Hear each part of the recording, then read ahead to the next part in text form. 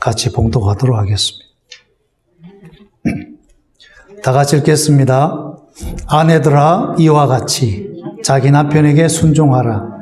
이는 혹 말씀을 순종하지 않는 자라도 말로 말미암지 않고 그 아내의 행실로 말미암아 구원을 받게 하려 함이니 너희의 두려워하며 정결한 행실을 범이라. 너희의 단장은 머리를 꾸미고 금을 차고 아름다운 옷을 입는 외모로 하지 말고 오직 마음에 숨은 사람을 온유하고 안정한 심령에 썩지 아니할 것으로 하라. 이는 하나님 앞에 값진 것이니라. 아멘. 오늘 베드로 사도는 인간관계의 연장선상에서 특별히 가정 안의 부부 관계를 어떻게 해야 되는지, 그래서 부부 사이에 올바른 말씀에 기초한 그 행동 혹은 행위를 가정윤리라고 혹은 부부윤리라고 그렇게 말할 수 있겠습니다. 그래서 가정윤리 혹은 부부의 윤리를 말할 때 오늘 사도 베드로는 아내는 남편에게 순복하고 남편은 아내를 귀히 여기고 사랑하라. 이것이 주님이 주신 믿는 자들의 가정 혹은 부부 사이의 기본적인 윤리인 것을 말씀하고 있습니다.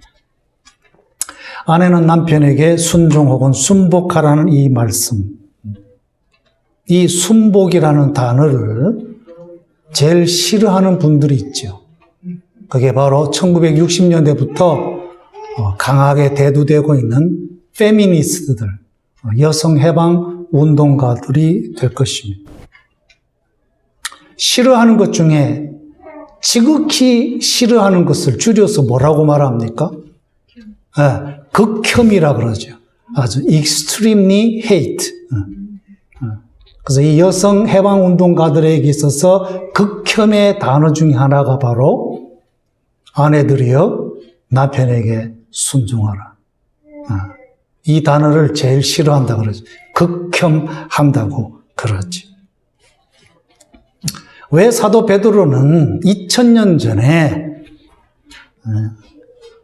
현대 여성 해방 운동가들이 그렇게 싫어하는 이 단어, 아내들이여 남편에게 순종하시오 혹은 순복하시오, 이 단어를 썼을까요?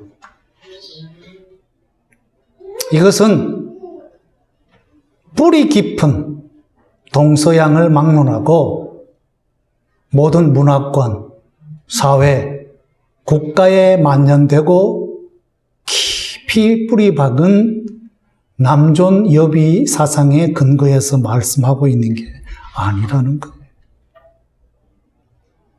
만약에 사도 베드로나 사도 바울이나 우리 주님이 말씀하는 가정의 화목과 가정의 조화를 위해서 모든 아내들은 남편에게 순종하시오라고 하는 그 말씀을 남존 여비 사상에서 말씀하는 것으로 생각한다면 그것은 오해라고 하는 것입니다. 그러면 오늘 사도 베드로나 사도 바울, 우리 주님은 가정에서 모든 사랑스러운 아내들이 남편들에게 순종하라고 하는 그 말씀을 하실 때 어떤 원리, 어떤 가치관에서 그렇게 말씀하고 있느냐? 저는 두 가지 차원에서 말씀드리는데 첫 번째는 무엇이냐? 바로 창조 질서라고 하는 것입니다. 하나님의 말씀으로 우주 만물을 창조하시고 사람을 만드실 때 하나님은 아담만을 창조하셨어요. 그리고 아담의 배필이 될 여성은 창조하지 않으셨어요. 그 대신 조성하셨어요. 성경에서 창조라는 말, 영어의 create, 또 히브리어로 바라라는 이 말은 근본적으로 전혀 없는 것에서 유를 창조할 때 쓰는 단어입니다. 그래서 하나님이 우주 만물과 사람을 만드실 때, 특별히 아담을 만드실 때는 그 전에 전혀 없는 존재에서 새로운 존재를 만드셨어요. 그런데 아담의 배필인 하와를 만드실 때는 아담처럼 전혀 없는 존재에서 여자라고 하는 존재를 만든 게 아니라고 하는 것입니다. 그래서 하나님이 아담의 배필로서 여성을 만들 때 그 여성의 재료는 이미 만드신 아담의 몸을 취하셔서 만드셨다는 것입니다. 그래서 그때는 창조가 아니라 그냥 만든다, 짓는다, 조성한다. 그래서 make라는 말을 쓰는 것이죠. 위에서 물을 창조할 때는 create, 발아라는 말을 쓰지만 이미 존재하는 것을 활용해서 뭔가를 만들 때는 그냥 만든다, 조성한다, make, 혹은 form, 혹은 fashion. 그런 영어 단어를 쓴다고 하는 것이죠.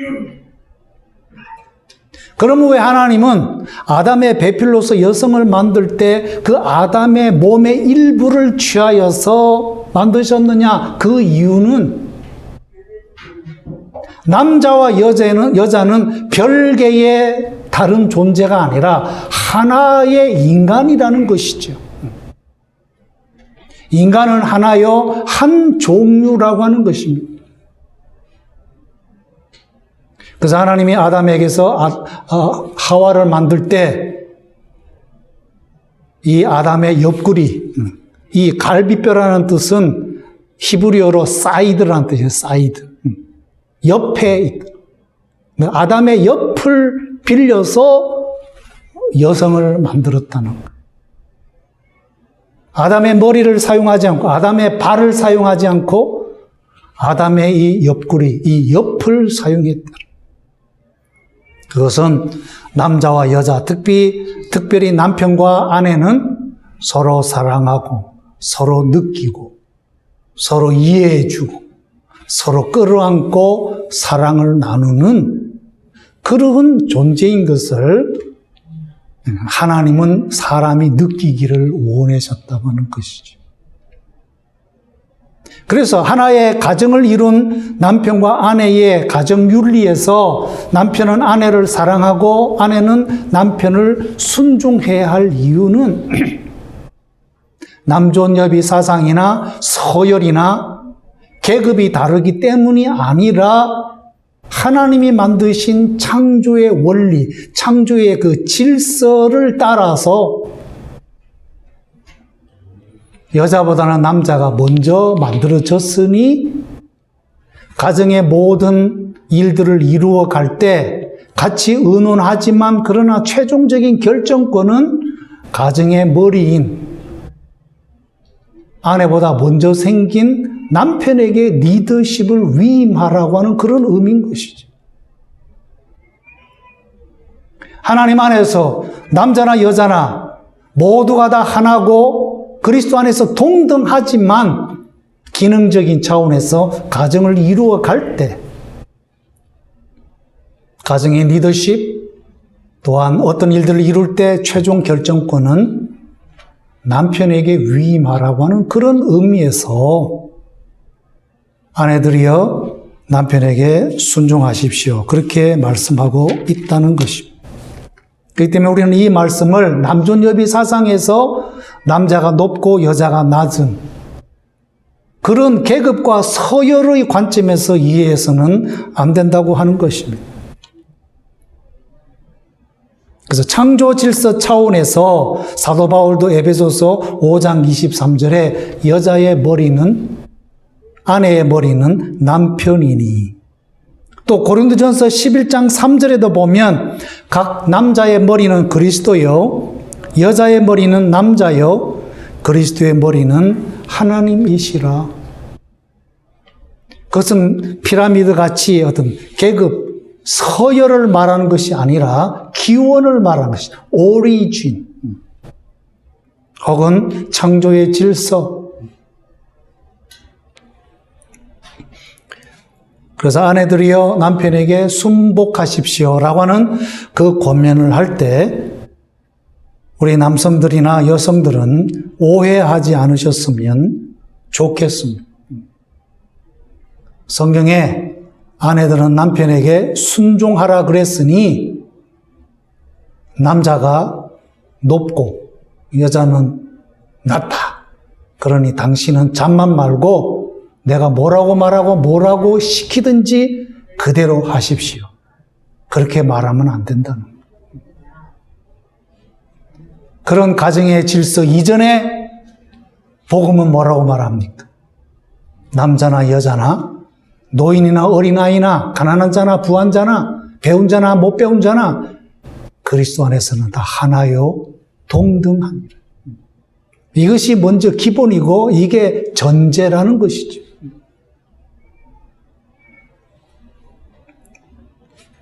그래서 오늘 사도 베드로는 가정의 질서, 가정의 조화를 위해서 아내는 남편에게 순종하고 남편은 자기 몸처럼 아내를 귀히 여기고 사랑해야 된다는 우리 주님께서 주신 이 귀한 가정과 부부의 윤리를 잘 간수하고 지켜가야 될 줄로 믿습니다. 두 번째로 왜 사도 베드로는 모든 믿는 여성 혹은 가정을 가진 아내들에게 남편에게 순복하라고 말씀하시겠어요? 그것은 영적인 유익을 위해서 그렇다는 것입니다. 그게 오늘 본문에 보면은 그 아내의 행실로 말미암아 구원을 받게 하려 함이니. 우리 한글 본문은 구원이라고 되어 있지만 NIV에서는 win이라는 말을 썼어요. 얻는다라는 뜻. 혹은 gain. 이 말씀은 무슨 말입니까? 아내의 부드럽고 아내의 그 현명한 행동을 통해서 그 처신들을 통해서 불신 남편들의 마음을 사라고 하는 것이죠. 감동을 받게 하라고 하는 것입니다. 이 말씀을 기록하고 전하는 2000년 전 로마 제국 시대는 동양은 저리 가라 할 정도로 아주 뿌리 깊은 남존 여비 사상 가운데 있었습니다. 특별히 로마 시대 남자 가장의 권위는 절대적인 것을 우리는 볼 수가 있습니다. 그래서 남편의 말은 가정에 살아있는 법입니다. 그래서 자녀들이 태어났을 때 바로 이름을 붙여주지 않습니다. 일주일이든 한 달이든 두고 보는 거예요. 전염병에 걸려서 죽을 수도 있고 태어날 때부터 너무나 약해서 오래 살지 못할 경우가 많지 않습니까? 그래서 두고 보는 거예요. 그래서 살아남으면 그제서 이름을 주고 아들로 딸로 그렇게 입적을 시키지만 병들고 이거 키워봤자 별 볼 없겠다 싶으면 아버지가 가장의 권위를 가지고 그 어린 생명은 집 밖으로 길거리에 집어 던져버립니다.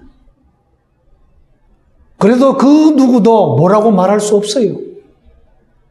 잡혀가지도 않아요. 왜? 가장이 결정한 것이기 때문에. 그만큼 로마 형법과 로마 국가는 가장이 뭐라고 생각하고 뭘 결정하느냐 절대적으로 믿어주고 그것을 인정해 줬다. 그런 남존 여비 사상이 너무나 강력한 그 로마 제국 시대에 오늘 사도 베드로가 이 말씀을 전하고 있는 것이에요. 그래서 이미 복음 안에서 남자나 여자나 하나이며 동등하지만 그 사상 때문에 가정에 돌아가서 남편에게 순종하시오 할 때에 여성은 세 가지 선택을 할 수가 있어요. 첫째는 나 더 이상 예수 믿고 난 뒤에는 남자나 여자나 하나님 앞에서 동등하고 하나라 그러니까 나 이제 더 이상 순종 안 할 거야. 그래서 혁명을 선포할 수 있어요. 여성 해방 운동가들 같이. 근데 오늘 사도 베드로는 그 선택지를 권장하지 않습니다. 혹은 복음은 이렇지만 오늘 우리가 살고 있는 이 시대가 너무 남존여비가 강하니까 에라 모르겠다. 아무런 생각도 고민도 없이 그냥 살련다. 자포자기하면서 살아갈 수도 있죠. 그래서 복음은 귀한 것을, 복음은 이런 가치인 것을 내가 듣고 배웠지만 오늘 현실은 그렇지 못하니까 나는 이 복음의 가치를 포기하면서 살 것이다. 그렇게 생각할 수도 있어요. 그러나 오늘 사도 베드로는 그것도 아니라 제3의 선택지, 바로 가정에서 아내들이여 남편에게 순복하십시오. 하나님 앞에서 하나고 그리스도 안에서 동등하지만 그러나 그런 복음의 새로운 사상이 이 불신 남편에게 들려지고 이해가 되고 그래서 그 남편이 맞아. 하나님 앞에서 모든 남자나 여자나 동등하고 하나야. 그런 사상을 받아들이고 그런 사상을 실천하기까지는 많은 시간이 걸릴 것이에요. 그래서 남편이 진정으로 복음의 새로운 가치관을 깨달을 때까지 믿는 아내는 어떻게 해야 되겠습니까? 기다려야 되는 것이지. 참고 견디면서 아내의 그 아름다운 부드러움과 겸손과 순결함의 모습을 통해서 서서히 남편이 감동을 받고 아내 마음속에 있는 그 복음의 진리를 묻고 깨달을 그날이 올 때까지 시간이 필요하다고 하는 것이죠. 그래서 오늘 사도 베드로는 바울과 같이 그리스도 안에서 남자나 여자나 하나고 동등하지만 이것을 제대로 이해할 수 없는 문화권에서 사는 한은 그리스도 안에서 그리스도를 생각하면서 남편에게 순종할 것을 권면하고 있는 것입니다. 자, 그래서 남편에게 순종할 수 있는 제대로 된 자세를 가지려면 내면이 아름다워야 된다고 하는 것이죠. 그래서 오늘 본문 3절, 4절에 말합니다. 너희의 단장은 여성의 아름다움, 여성의 특권은 머리끝부터 발끝까지 외모와 또 내면을 갈고 닦고 화장하는 것이죠. 단장하는 것이죠. 그랬을 때에 그리스도인 여성, 그리스도인 아내의 단장은 단순히 외모로 머리를 꾸미고 금을 차고 아름다운 옷을 입는 것이 아니라 그리스도인 여성의 진정한 단장은 내면적인 거라는 것입니다. 4절에 오직 마음에 숨은 사랑, NIV에서는 inner self, 우리의 속사람의 그 깊은 성품이 남편 보기에 아름답게 나타나는 그 치장, 그 단장이 중요한 것을 말하고 있는 거예요. 그래서 이렇게 살 때 하나님 앞에 가치 있는 것이다 라고 오늘 사도 베드로는 권면하고 있는 것입니다. 이것은 믿는 여성만 아니라 남성들도 마찬가지인 것이죠. 한 가정을 이루고 아내를 진정으로 사랑할 수 있으려면 마음속에 예수 그리스도의 마음, 예수 그리스도의 영이 충만해야 되는 것이죠. 성령 안에서 성품이 개발되어야만이 진정으로 아내를 이해하고 사랑하고 보호하고 귀히 여겨줄 수 있는 것이죠. 제가 가끔 이런 질문을 합니다.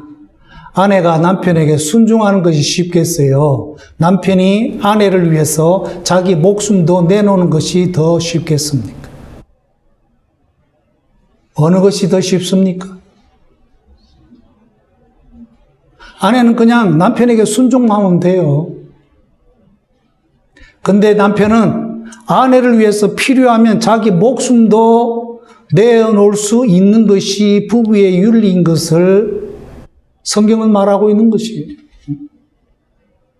에베소서 5장에 보면 남편들아 아내를 자기 몸처럼 사랑하라.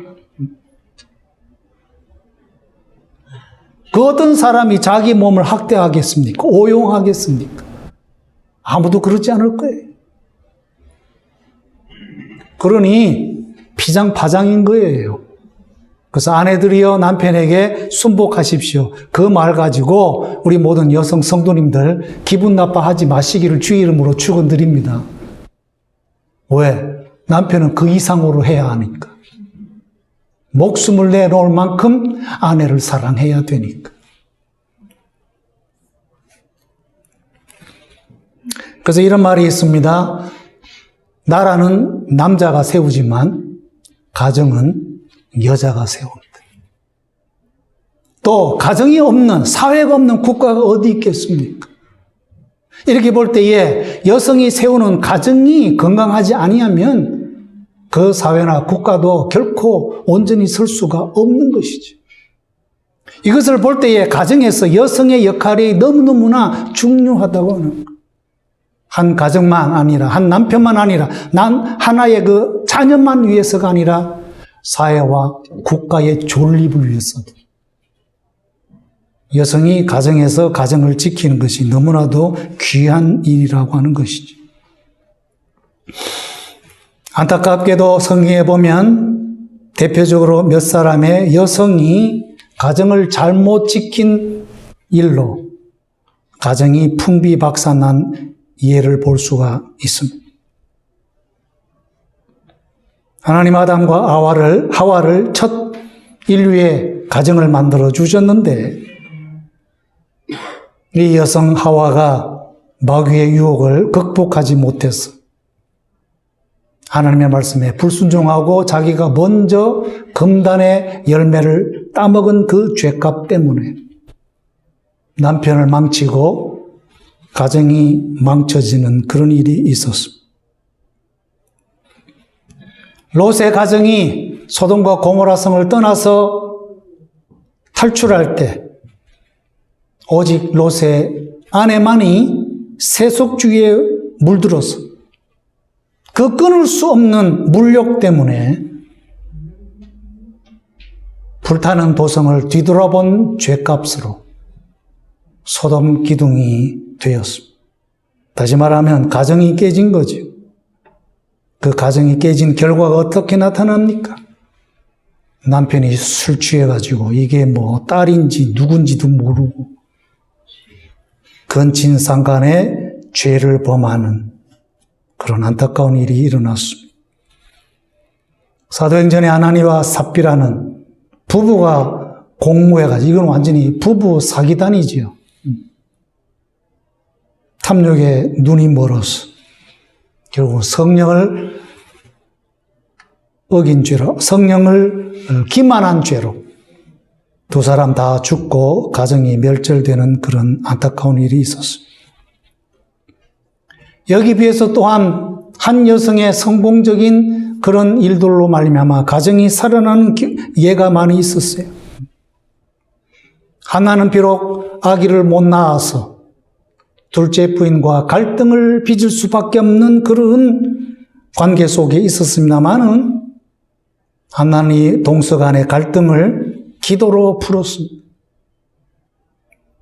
머리채를 붙잡고 누가 첫 부인이니 둘째 부인이니 높고 낮은 것을 다투고 싸우는 것이 아니라 자기 개인의 문제를 하나님 앞에 가지고 갔어. 통곡하고 울면서 하나님 앞에 기도했습니다. 하나님 내 사정 아시지요? 내 약점이 뭔가를 아시지요?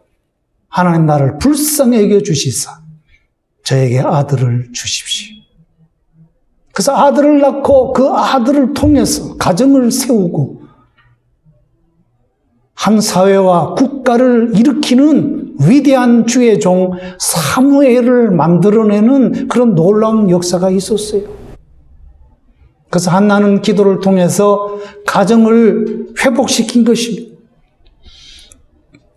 룻이 이방 여인으로서 이스라엘 가정에 시집 왔을 때에 시아버지 죽고 자기 남편 죽고 시아주버니 죽고 시댁의 기둥이 다 그냥 무너져 버렸어요. 가문이 완전히 파산한 상태에서도 이 룻은 포기하지 아니하고 시므와 함께 믿음으로 효성으로 그 무너진 가정을 재건했습니다. 그래서 나중에 다윗의 조상이 되는 놀라운 축복의 역사가 있었습니다. 나발의 부인 아비가일은 남편의 탐욕과 그 인색함으로 인해서 죽음을 맞이했을 때 똑같이 그 탐욕과 그 인색으로 다윗과 다윗의 군사들을 물리친 것이 아니라 지혜를 발휘해서 음식을 바리바리 싸가지고 급히 다윗을 만나서 다윗 앞에 무릎을 꿇고 엎드려 절하면서 우리 남편이 당신들에게 잘못대한 것 용서해 주세요. 화를 푸세요.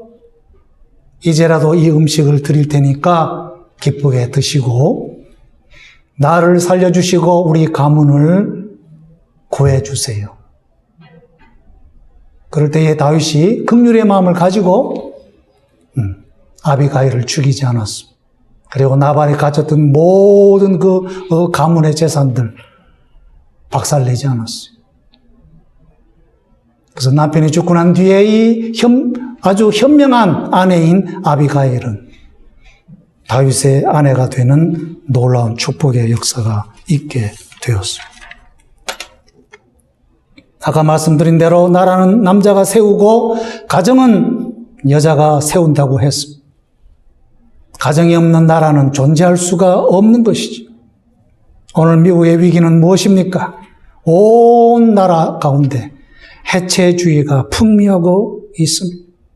전통을 해체하고 기독교 가치관을 해체하고 성경을 해체하고 가정을 해체하고 남자 여자 고유한 성별을 해체하는 그런 이상한 운동들이 새로운 사조들이 지금 미국을 휩쓸고 있습니다. 남자 여자 섹스는 타고난 것인데 이제 그 섹스를 받아들이지 아니하고 젠더, 내가 남자를 선택할 수 있고 내가 여자를 선택할 수 있고 이것도 아니고 저것도 아닌 중성을 선택할 수도 있다는 젠더 아이디어가 지금 우리 시대를 풍미하고 있어요. 이게 무슨 제대로 된 사상입니까? 여러분 너무 젠더 하지 마세요. 좀 듣기가 뭐하지만 우리는 섹스, 남자나 여자 중에 하나인 거예요. 무슨 중성이 어디 있어요? 중성적인 그런 성향은 성령의 역사와 성령님의 역사와 말씀의 역사로 치유가 되고 회복이 돼야 되는 거예요. 남자와 여자를 선택하는 게 아닙니다. 그게 오늘 우리 시대의 새로운 사상이에요. 하나님은 창조 때 분명히 남자, 분명히 여자 정해주셨어요. 왜? 하나님의 고상한 뜻을 이루기 위해서. 이걸 전통과 성경과 진리를 다 버린 오늘 이 시대가 마음대로 이제는 자기 성조차 자기 마음대로 선택하려고 하는 그런 시대에 우리는 살고 있습니다. 결국 이게 뭡니까? 가정을 파괴하자는 거예요. 가정이 파괴되어야 사회와 국가가 망하는 거지요. 교회가 망하는 거지요. 우리가 어떤 이런 새로운 사조를 동조하고 그걸 받아들일 수 있겠어요? 아무리 시대가 어둡고 혼탁해도 우리는 말씀으로 돌아가야 합니다. 기독교적인 가치관으로 돌아가야 합니다. 그 모든 시작은 바로 가정을 바로 세우는 데 있습니다. 오늘 주의 종들을 통해서 주시는 말씀, 가정에서 아내들이여 남편에게 순종하고 남편들이여 아내를 자기 몸처럼 사랑하고 귀하게 여기십시오. 이런 성경적인 올바른 가치관을 수용하고 그것을 가정에서부터 실천할 때 가정이 살아나고 가정이 든든해지고 자녀들이 그 그늘에서 안정적인 마음으로 성장할 수 있는 것이고, 가정이 건강해야 영적 가정인 교회가 건강해질 수가 있겠어요? 그리고 가정과 교회가 건전해야 사회와 국가가 제대로 존재할 수가 있게 되는 것이죠.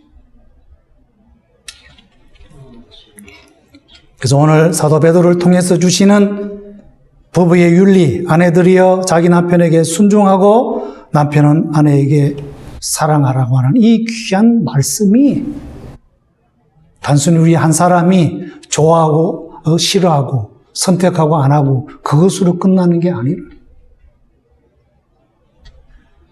주의 종들을 통한 이 하나님의 말씀의 권면을 받아들일 때 거기서 오는 그 영향력은, 그 임팩트는 대단하다고 합니다. 이것을 생각하면서 하나님 오늘도 우리에게 주의 종들을 통해서 주시는 이 귀한 말씀, 진리의 권면을 기쁨으로 받아들이고, 어떤 경우는 힘든 경우도 있지만 참고 견디면서 가정 안에서 주님의 뜻을 이루는 가정의 선교사로서의 사명을 감당하겠습니다. 이런 자세를 갖는 모든 주의 백성들 되시기를 주님의 이름으로 축원합니다. 기도하겠습니다. 하나님, 오늘도 창조의 질서와 가정의 구원을 위해서 오늘 사도 베드로는 믿는 아내들은 남편에게 순종하고 믿는 남편은 아내를 사랑하라고 하는 귀한 말씀을 권면해 주셨습니다. 이 말씀을 받아들이고 순종할 때 나타나는 그 놀라운 영향력과 그 열매들이 너무나 중차된 것을 기억하게 하여 주셨어요. 주의 말씀 흔들리지 않는 진리를 믿고 고수함으로 말미암아 가정이 계속 건전하고 교회가 건전하고 그래서 사회와 국가를 세우는 하나님의 백성들이 되어지도록 복을 내려 주시옵소서. 예수님의 이름으로 기도하옵나이다. 아멘.